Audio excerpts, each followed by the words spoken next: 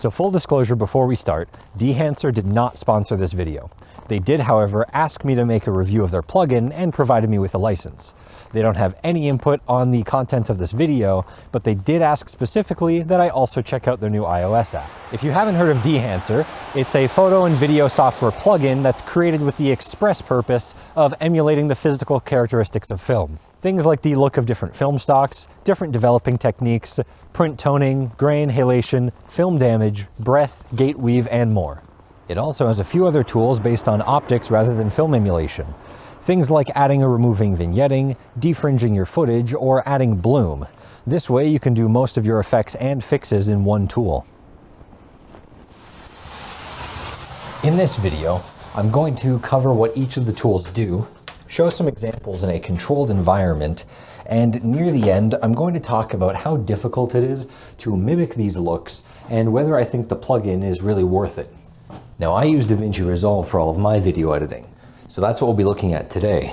However, the plugin should be functionally identical in Adobe's Premiere Pro, After Effects, and Apple's Final Cut. Once the plugin is installed in Resolve, you'll find it under the OpenFX section in the Edit tab, as a tool in Fusion, and in the Color tab under Film Emulation. First, let's do a quick run through of everything Dehancer can do and the real-world effects that it's emulating. You have the Input section, under which you have your Source option. This allows you to choose from multiple different gamma and color profiles for your source footage. This includes a good selection of different camera profiles from different manufacturers. At this time, it seems that Sony has the largest selection of cameras, ranging from consumer grade to low-end cinema cameras or high-end camcorders. One thing I would definitely like to see in this section are some options for Nikon. At the moment, there aren't any, and they have been absolutely killing it when it comes to video features in their new mirrorless cameras. Under the Input section, you also have exposure compensation. This seems to be applied before all other effects, which is a good thing. Next is color temperature adjustment. This seems to work exactly the same as the built-in temperature adjustment in Resolve. Then the tint adjustment, also the same as Resolve's. And finally, defringe and defringe radius. These are for removing that purple fringing chromatic aberration from your footage. Next is the Film Developer, under which you can adjust your contrast and color saturation. Then the Film section. This allows you to select what film stock you want to emulate and whether or not it's been pushed or pulled during developing. Film Compression adjusts your highlights, both in how compressed down they are and their roll-off, and also allows you to adjust the luminance of certain colors using the Color Density option. Expand allows you to adjust the targeted black and white points. Print allows you to emulate the changes in contrast and color you get from printing out digital footage onto film or from copying film from one stock to another. This section also gives you tools for adjusting exposure, contrast, and saturation, all of which are applied after the film emulation, compression, and expand tools. Color Head emulates the subtractive color correction done by a film enlarger. Film Grain is pretty self-explanatory. It emulates the visible grains of silver halide crystals in film.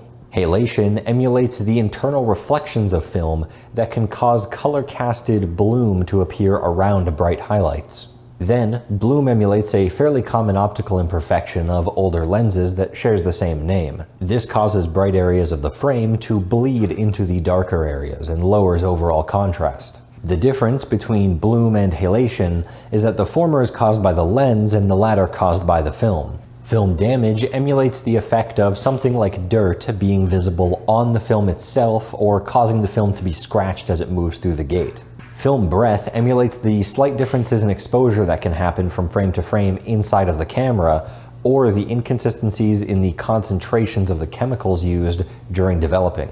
Gate weave emulates the slight difference in position that happens in the camera as the film is moving through its gate.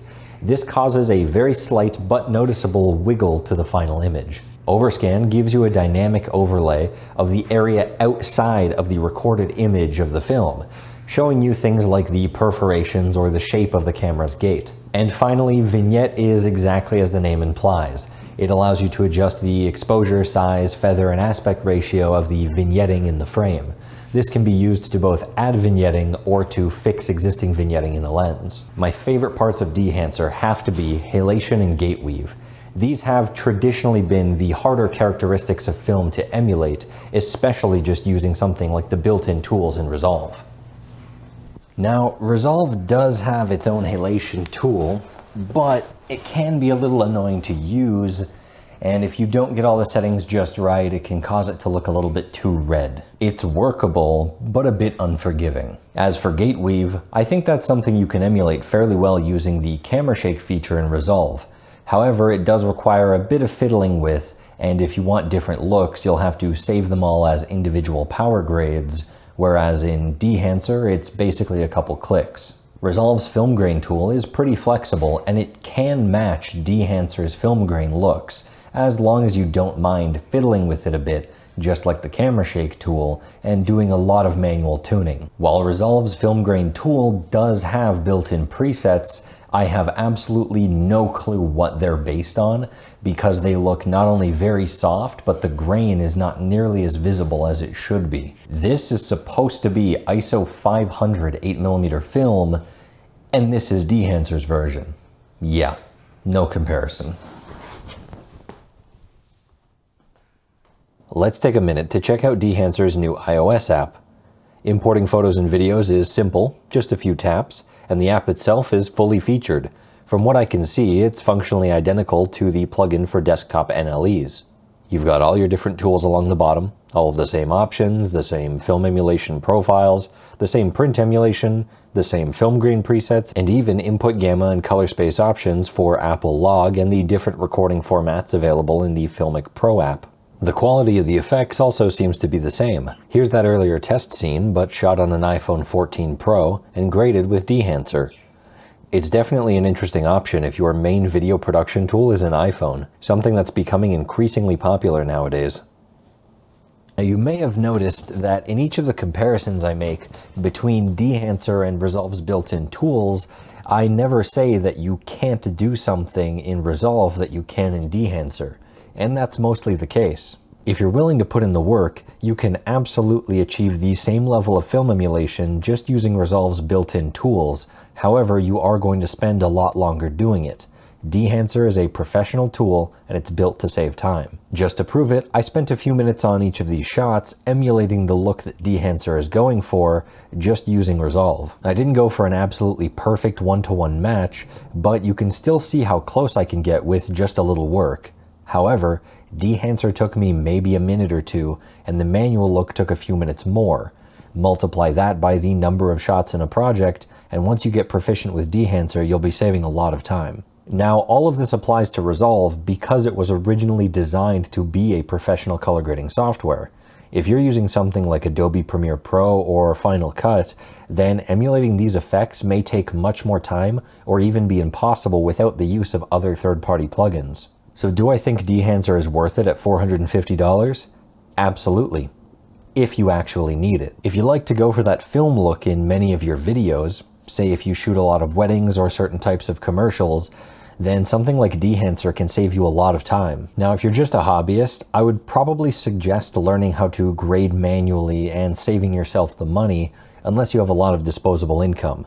Learning how to grade in many different styles is a useful skill to have, rather than just relying on plugins or presets, and it can save you a lot of time in the future. Dehancer does also have a few other less expensive options for licenses, like the Lite version, which just includes some of the main bits like film grain and film emulation, or even individual tools like bloom, halation, and film grain. Anyway, I think that's going to wrap it up for this video. If you'd like to purchase Dehancer, I'll have a link for it in the description. They've also given me a promo code to use that'll give you a 10% discount and will also give me a small kickback from your purchase. That promo code being TECHNO10, all caps I believe. And if you did enjoy this video, then please consider giving it a like and subscribing to my channel if you'd like more content like this in the future. And please leave a comment below if you have anything to share about Dehancer or film emulation, or if you have any specific questions about the plugin that I might be able to answer for you. I think that'll wrap it up for this video. Thank you for watching, and I'll see you in the next one.